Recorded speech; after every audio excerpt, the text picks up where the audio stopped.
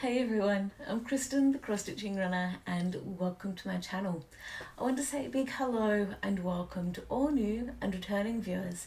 And if by chance you've stumbled across this channel is all about cross stitch with a bit of life stuff thrown in. And in the lead up to filming this Flosstube, I've been doing this really great brain dump on the plans that I want to do with, fingers crossed, best of intentions. And before I go any further, I am actually really keen to adjust how the screen is looking, because last episode, noting that today's the 15th of November, so last episode I noticed that we're still seeing actually a bit of my screen in terms of, I guess, the backdrop, so to speak, of my actual desktop of the computer. So hopefully with what I've just done,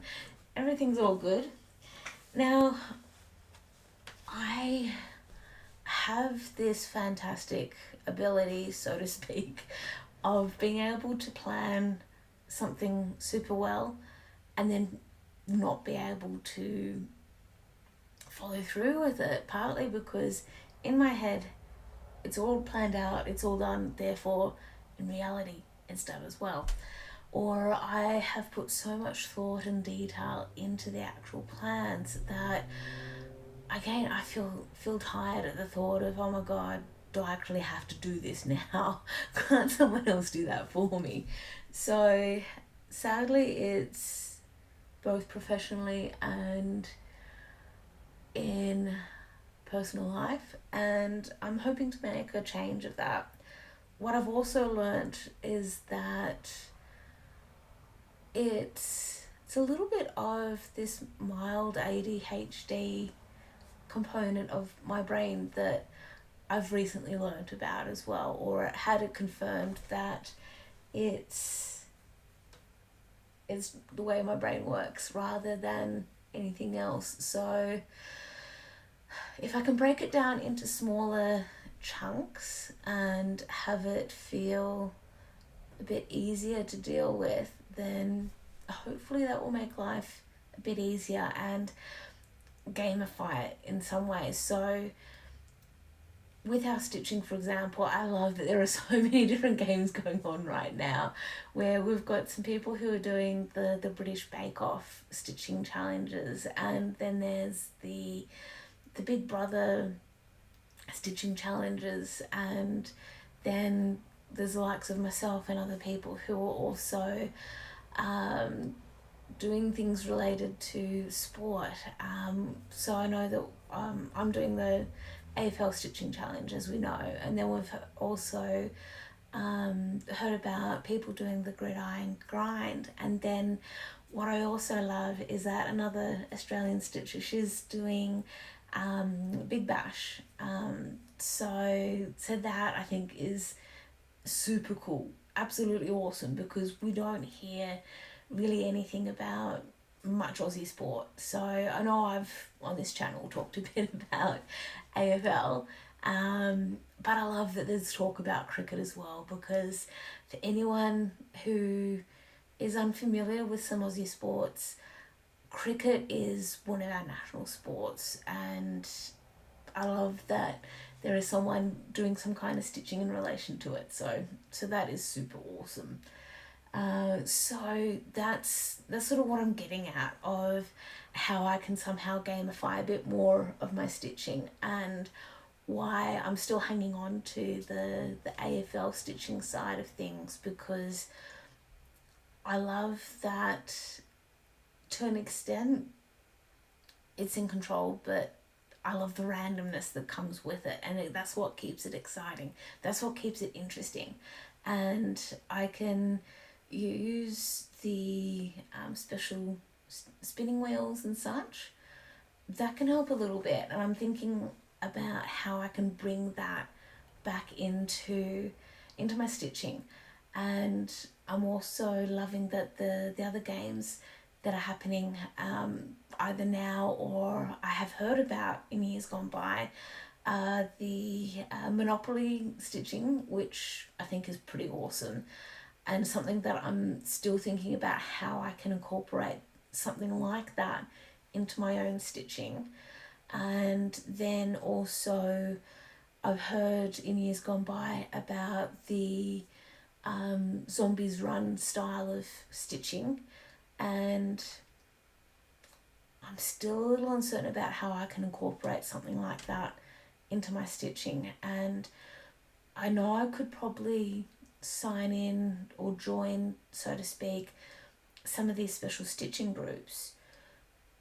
My struggle is to keep up and to post pictures and such of progress and things, so I could somehow see me falling behind and then somehow stuffing up the competition, so to speak, or delaying other people being able to move along and do what they need to do for stitching as well. So that is a bit of the struggle that I've got in my head right now, of trying to figure out how I can gamify this and be competing against myself, so to speak, and also enjoying seeing the progress that other people are making and knowing that I'm not having any interference, so to speak, or negative impact on how they're progressing with their stitching. So the best analogy I can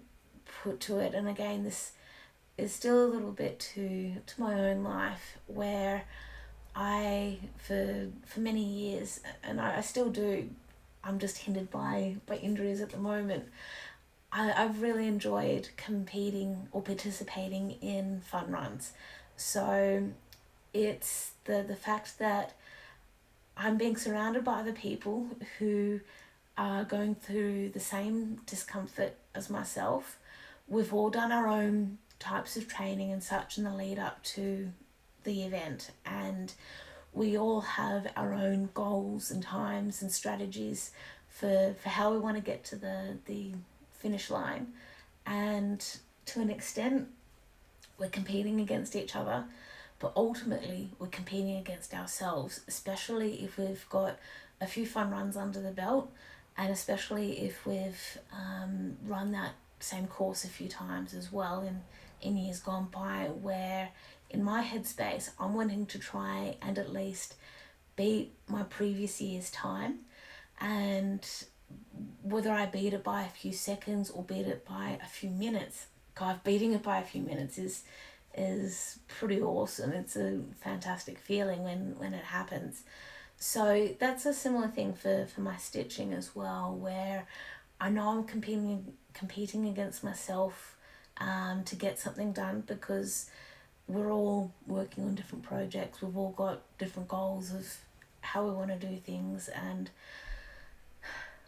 it's one of those really weird rambling things, and I totally appreciate you all coming along for the ride on this one. And we are X amount of minutes into the stitching. Actually, looking at another screen, we are nearly 9 minutes into this Flosstube, and we haven't seen any stitching yet. So let's get into the stitching and hear about the week that's been and what I've achieved so far. So the first piece that I have to share with you is called the Black and White Rolled Up Daisy.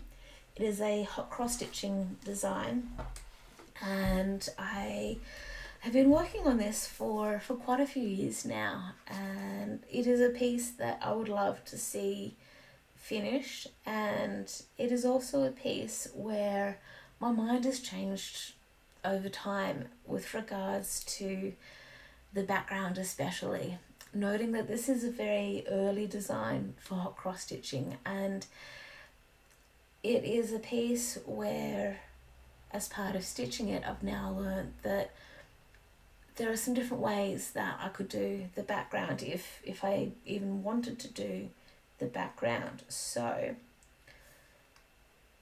I'm just waiting to bring up the cover picture on this one. This is roughly what it will look like when it's done. I'm stitching this on 18 count black Ada, and I've spent, I guess, at least a day, maybe a day and a half on this. Actually, I take that back. It would at least be a few hours. I have spent a few hours on this. I have put about 560 odd stitches into this. I'm just going to fold this up to then show where exactly I've focused on. I have focused mostly on, I guess, the bit of the stitching that we can sort of see starting to poke down, which is a bit more of one of the petals of this flower. I am doing this as the actual flower itself is all DMC, it's full cross. The background is DMC as well, and it has gone from full cross transitioning over to tent stitch. And where my headspace is now going with this piece is me considering frogging the background to just have the actual flower. That is something that I'm contemplating at the moment, how well that could work and what that would mean for the actual finish of the piece and the look of it. That's something I still need to figure out. I know that also as part of the finish there's some stitches that I just want to neaten up as well in terms of some of the stitches for the flower. Overall, I'm happy with how this is going. Also noting that now that I'm back into doing the AFL stitching challenge, I have at least 2 teams assigned to it. We've got the Collingwood Magpies and the Adelaide Crows. Both are birds. The magpies here in Australia are black and white birds, and then the crows are fully black birds. So this is a game where we can fully appreciate why I've chosen to assign this piece to the 2 teams. The next piece I have to share with you is one that I've brought into the rotation for the AFL Stitching Challenge, and is one that I've talked a bit about for most of this year. It is, without further ado, the piece called Under the Sea. It is designed by Durene Jones for Lakeside Needlecraft. I started this piece back in March, if not December last year. No, March this year. And again, this is my, sorry, I'm just trying to get a piece off, thread off. It is also my 2026 Canberra Royal showpiece. This is where I'm up to so far. I really wanted to get the shark done before I showed this to you all. In my head, I've nicknamed the shark Bruce. Bruce is a shark that was a character in Finding Nemo. Might have been Finding Nemo 2. I can't remember. It has been a long time since I've seen the movies. However, I do remember Bruce, the great white shark, or great white shark. I am stitching this piece on, what's the details? Details gone poof out of my brain right now. It is a hand-dyed fabric by Paddock Lane Designs. The name of the fabric is Tropical Ocean. It is 28 count even weave opalescent. I am using all of the called for colours and stitching it 2/2. This is super cool. I have 2 pages to go, noting that Bruce covers 2 pages, so he's partly on page 1, partly on page 2, or mostly on page 2, and that's also part of why we are only seeing half of a fish under Bruce, and also why we are seeing half of the tentacles, so to speak, of some jellyfish. I'm actually, just before I do move on, I'm loving how the jellyfish have been designed on this piece, in a sense that they're just really cool. I love the mixture of colours. I also love, as much as it's annoying as well, I do love the, what's the wording I'm looking for? Metallics. I do love the metallic thread for the DMC in this, because we've also got the metallic for the mermaid's tail. So that has been super cool. That has been absolutely awesome. Okay, now the next piece that I have to share with you is called, I guess what I've kind of nicknamed 4 Seasons Kittens. It is a dimensions kit that I have been very slowly working through for several years, noting that it had gone into the naughty corner for some time because I fell out of love with it. Now, I have the cover page of it just behind me. Bear with me. Okay, so this is the cover page for the Dimensions Gold collection. 4 Seasons Kittens. I am working on spring at the moment, which is, I guess, quite fortuitous because here in Australia we are in spring. Now, with 4 Seasons Kittens, I have spent at least half a day on it to get it to the stage now. And I'm proud of how it's going. I'm glad that I've got the handle of the basket mostly stitched, and I guess the base of the basket as well. Dimensions. I have a love-hate relationship with Dimensions kits. That is all I'm going to say. I have some plans for this particular piece next year that I'll talk a bit more about a little bit later on. It'll be good to see this piece finished. Okay, the next piece that I have to share with you is called Fight Like a Girl. I'm just going to bring up the cover page. And with Fight Like a Girl, gosh, I feel like I talked about, I know I talked about Fight Like a Girl last week, because I know that I talked about the movie called Damsel and what I thought of the movie. I'm trying to remember if I stitched more. I feel like I might have stitched more on Fight Like a Girl.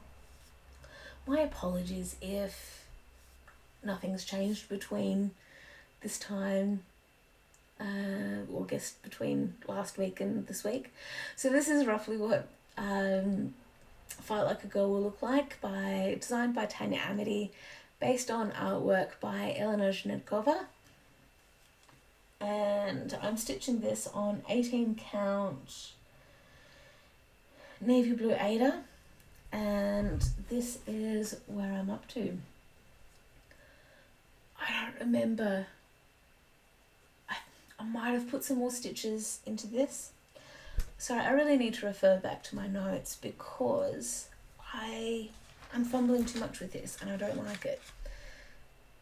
Okay, yes, I have put more work into Fight Like a Girl, because in my notes and all the rest from last week, my plans for the week that we've just had was to put a minimum of 326 stitches into Fight Like a Girl, and I believe I reached that goal. It was pretty early on in the stitching, so from what I can remember, I have finished off the shelf to do with the shelf that Pippi Longstocking and some of the other characters are there, and we're starting to get into the next shelf. I am so sorry for my absolute mind blank on this. I feel like I should have had some better notes for this. It is nice to see the progress though. Okay, now noting that with Fight Like a Girl, I have 2 teams assigned to Fight Like a Girl. We're at least 2 teams. We have Melbourne Demons, their team colours navy blue and red. I also have another team assigned to it. Brain's gone blank. At least 2 teams. The next, also noting that with Four Seasons Kittens, I have the Brisbane Lions are the next team that I have assigned to fight like a girl because of the line. Anyway, I have with Four Seasons Kittens the Geelong Cats assigned to them. So I may need to rethink some things. It'll be alright. Okay, next piece that I have to share with you is called, I guess officially called Autumn Ivy on the Wall. It is a hot cross stitching design and a piece that I have restarted because I wasn't happy with how things were progressing. I'm now stitching this on 18 count Black Ada, and finding the cover page for this is actually taking longer than I would like. I absolutely apologise for this. It should be coming up. Here we are. So, Autumn Ivy on the Wall. I've also nicknamed Autumn Leaves. I do like the colours on this piece. It is actually one of my first designs as well, and I'm actually really happy with how it's turned out. So my apologies for threads being where they are. I got together all of my individual threads, or more specifically, colours that were going to be for scattered threads, and it actually worked out really well. I got all the stitches in for this piece. I had said that I needed to put a minimum of 215 stitches into it, and we got there. Again, this is going to be an awesome piece when it's finished. So that's it for my actual week.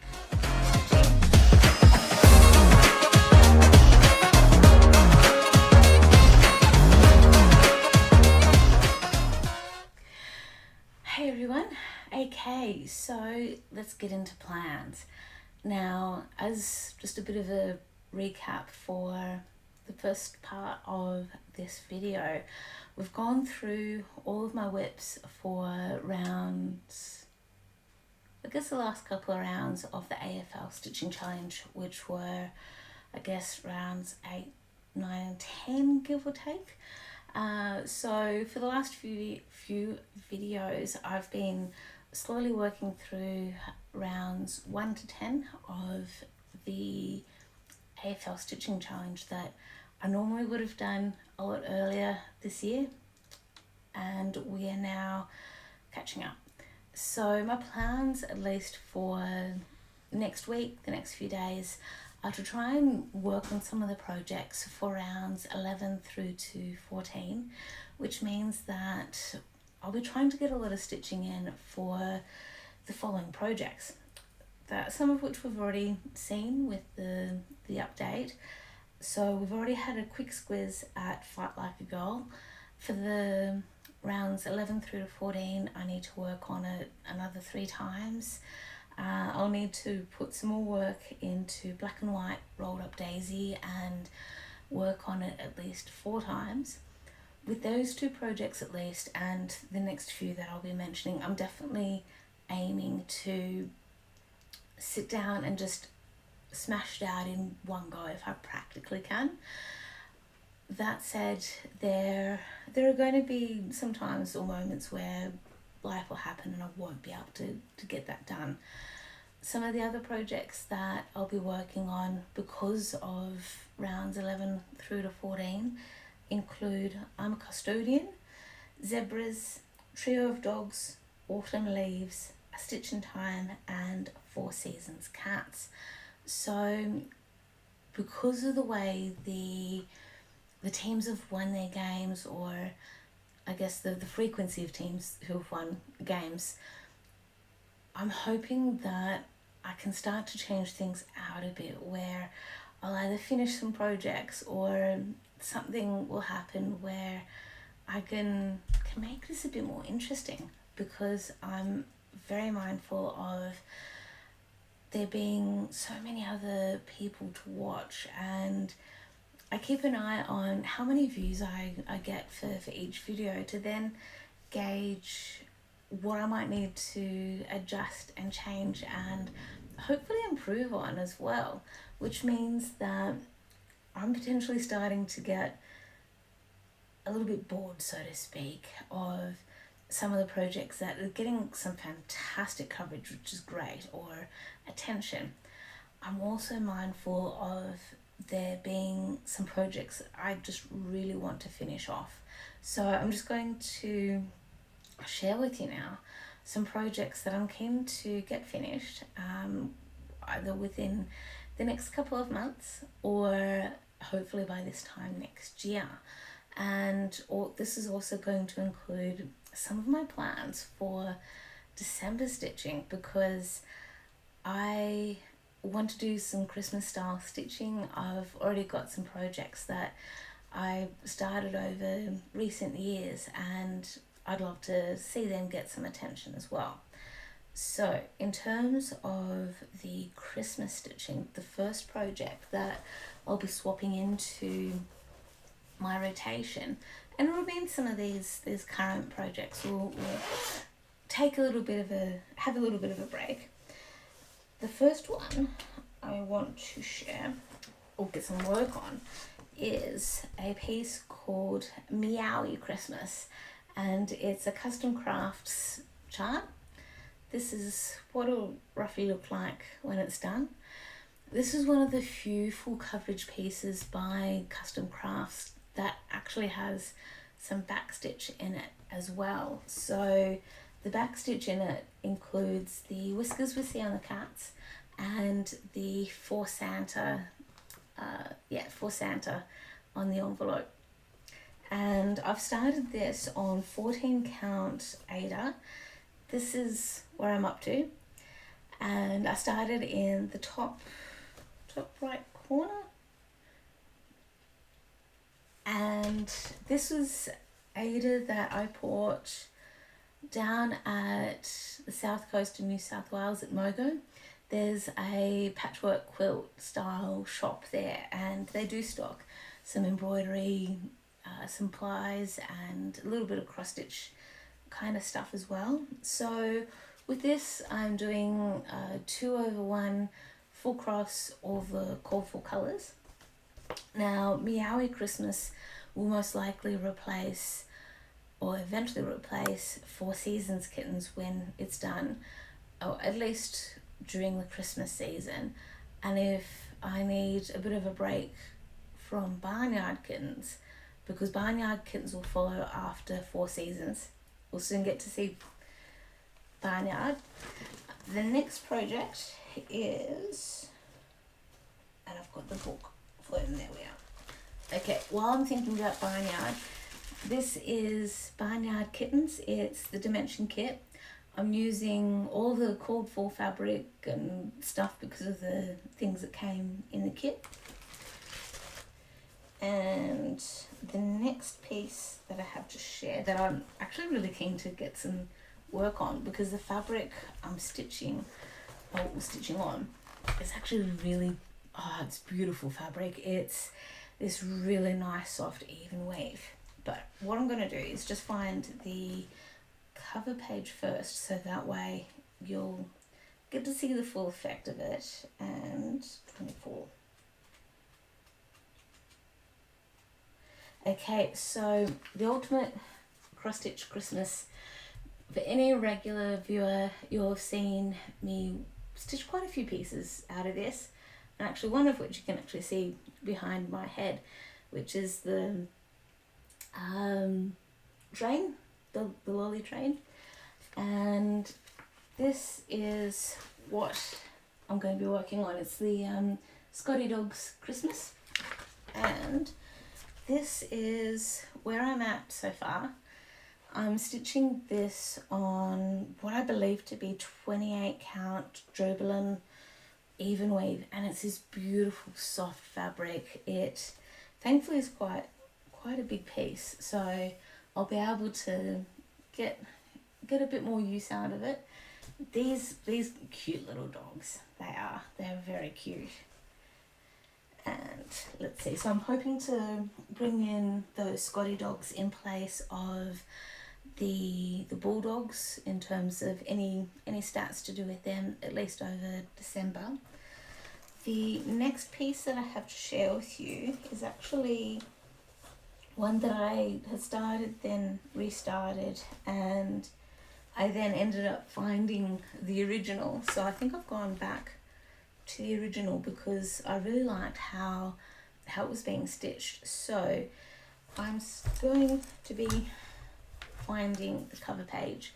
I do know it's called Merry Christmas by Needlecrafts, and what I like about this piece is that it is full coverage, and I mean legit full coverage. It's not the picture in the middle and then you've got the shading and such that goes out. And yeah, anyway, my point though is this is one of the few fun ones that I'm keen to stitch, and it's called, there we are.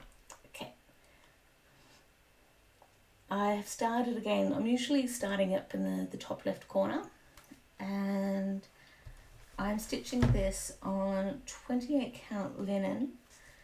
This is where I'm up to so far. I'm stitching this what looks like 2/1, no, 2/2. Yes, 2/2, because I'm just really enjoying the coverage I'm getting with it so far, using all of the DMC colours for that. And let's see. So this is where I had started. Actually looks like I made a bit more progress on this one instead, where I stitched 1/1, then 2/1, 1/1. Anyway, that's I guess another variation of things. And in terms of the next one, has this been Ultimate Christmas? No. Okay, so I do have a magazine somewhere behind me that has the the actual proper cover page. It's going to take too much effort right now for me to fumble around and try and find it, but this is I guess the Midnight Owls, and this is where I'm at so far. I am stitching this on 14 count navy blue Ada. I think I may have started this in as part of the Stitch Mania, something very similar to that. And this is pretty cool. It's got the fractional stitches or quarter stitches and such in it, and I'm hoping to be able to backstitch as I go, and so far so good. So there's some of the, I guess, a mixture of Christmas stitching and slightly non-Christmas stitching that I'll be doing through Christmas, and some of the other pieces that I am wanting to bring in just a bit more and change out in time is thoughts are getting organized. Okay, so that was the Christmas stuff. Then I started thinking a bit more, okay, about next year, what's that going to look like, and knowing that not everyone's really interested in hearing me waffle on about the AFL and all the rest, and that perhaps if I try to balance things out and make things interesting, where I can try and do a bit of the AFL stitching as a bit of a progression of projects.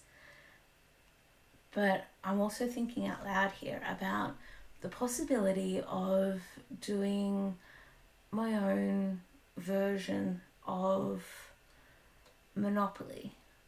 I'm going to need to think a bit more about how that's going to work. I see that it potentially using a couple of different spinning wheels to help show which piece or section of board that I land on, which property rather that I land on, and then the second wheel being spun to say how many stitches are put into it, or thinking about some of the lower rent places that are near the Go square, that could be time instead. So rather than just putting 60 stitches in it, I could spend an hour on the piece instead. That's a possibility, and I'm gonna have to see how that one works. And then if I land on the square again, let's say I land on Trafalgar Square, first off, buy the property, pay the $260 or whatever for it. So I'll put the 260 stitches into the nominated project, land on it again eventually, and even though if I owned it, I wouldn't have to pay anything, the idea would be putting again whatever the rent is for that piece. So if it's $22 for Trafalgar Square, for example, it could then be 220, or put 22 minutes in it. I don't know, so many different options of how it could all work, and I have to wait and see. There's so many different options and ideas and such, and I know that I'd rambled on a little bit about how I was thinking about games and that kind of thing near the start of this episode, so I won't go into that too much.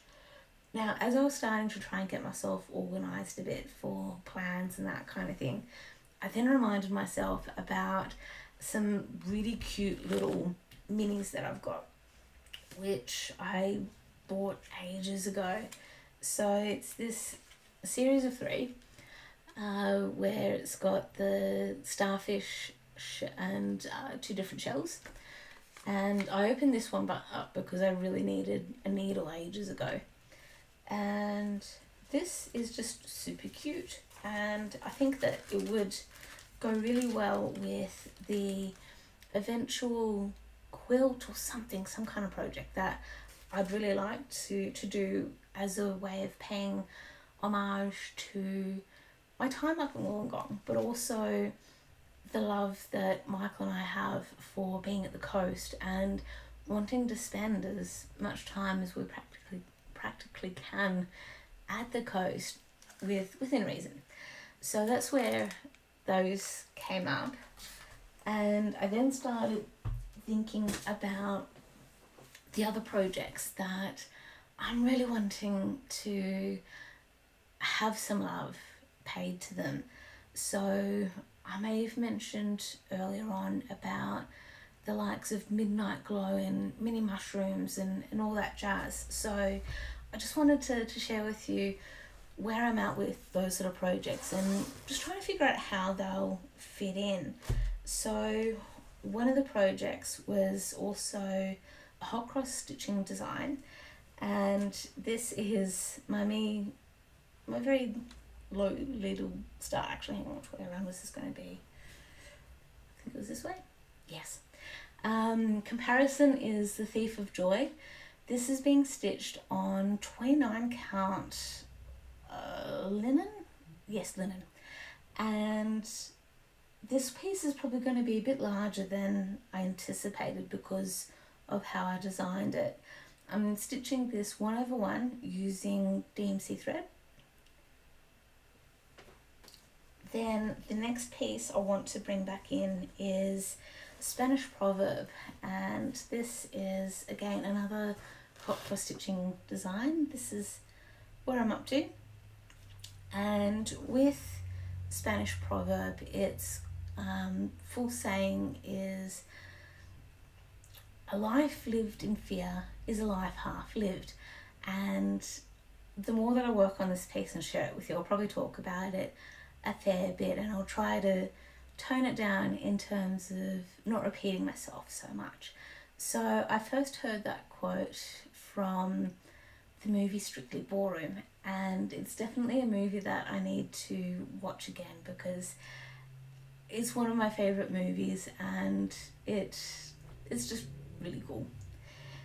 Also, as a side note, with Strictly Ballroom, parts of it were filmed in Sydney at King's Cross, and there's this famous Coca-Cola sign, and I can picture the the scene from the movie as well. I mean, they've done a few scenes at that particular Coca-Cola sign that I'm thinking of, but it's got the two main characters on a rooftop and they're actually practicing a routine for the main event. And a few years ago I did around the city to surf in Sydney, where we start in the city centre, so to speak, of Sydney, and we run about 14 k's over to Bondi Beach, and a part of that course actually takes us past that Coca-Cola sign fairly early on in the course, and that made me smile and made me feel so happy seeing that sign, just because it reminded me of that movie. Now, the next piece I also want to put some more love into is the Blue Mountains walking trail. I do have quite a few loose threads hanging around. So this is, again, a piece that is really coming together and looking absolutely awesome. It is also a piece that I stitched on quite a few months ago, and I remember Chloe commenting on this and saying that she'd love to see more progress on and see how I go with it. However, I didn't sort of have plans of incorporating it in my rotation at that stage. And that said, Chloe is also one of the Flosstubers that are on YouTube, part of our community, and it'll be cool to get her attention and show her that this is going to come back into rotation. Okay, so I'll get some of these out of the way, and then also thinking about next year, especially in January, and thinking about those three little sea themed mini stitches. There's also the B&S ball, or the B&S ball mini, which I had designed and started stitching roughly this time last year, if not definitely designed roughly this time last year, and was putting some progress into it near the start of this year. It's seen a little bit of love since then, but not much, and I would love to get some more work into it. And the last few pieces that I really want to get some attention to is Midnight Glow. Now, I did mention mini mushrooms. I'm going to need to rustle around a bit more to try and find it, but this is Midnight Glow. Again, one of the oldest whips in my collection, and one that I'm keen to finish. This is a piece that has been in the naughty corner for too long, partly because I made a mistake somewhere and I need to try and figure out where I made the mistake and figure out if I can fudge it or if I need to just do a little bit of unpicking. I'm not sure yet. And that is pretty much it for my plans. So I'm hoping that I can, over the next few weeks at least, figure out how some of these ideas and thoughts can make things interesting for me for stitching, which means that I also get to share with you a bigger variety of projects, while also aiming to try and get some of my other projects finished. So I know that Midnight Glow is on my bucket list, and I've been saying for a while now, at least for a few years, how much I want to get Midnight Glow finished. My aim is to get it finished this time next year. What I'll reward myself with, what my motivation will be to help with that, not 100% certain. My initial thought is that next year is the year of the horse, in accordance with the Chinese zodiac. And that's where I could say that if I get Midnight Glow finished, then I might be able to make a start on a couple of other horsey charts and projects that I have in mind that I've been wanting to start for ages but just haven't been able to. So there's one that I'm thinking of, which is a companion piece to Fire and Ice. Don't know, I'll have to wait and see. And then I'm super keen to get the Four Seasons Kittens finished. Give it a wash because it's got a lot of grub with it. So the cool thing with getting Four Seasons Kittens finished is that we've already seen that we've got Meowie Christmas and the Barnyard Kittens that will immediately replace it. But also I've noticed that I've got a fair few other cat charts and kits that I've either had in my stash for ages or I've bought in recent years that I would love to start as well. So there's a lot to go with. There's a lot to go that I can reward myself with, and this is where the additional thought is that with next year being the year of the horse, that could somehow influence some of my stitching. However, I've got also quite a few cats and dogs charts and kits that I've either started or would like to start, and that's where it could also be unofficially the year of raiding cats and dogs. I don't know if that could be a year-long stitch along or year-long theme of some kind. I don't know. What do you reckon? I don't know. With all that said and done, that's it for stitching, thoughts, plans, all the rest. Thank you so much for bearing with me and trying to make sense of my ramblings and such with plans and all. Until next time, I hope you have a really great stitching week, and I'll see you next time.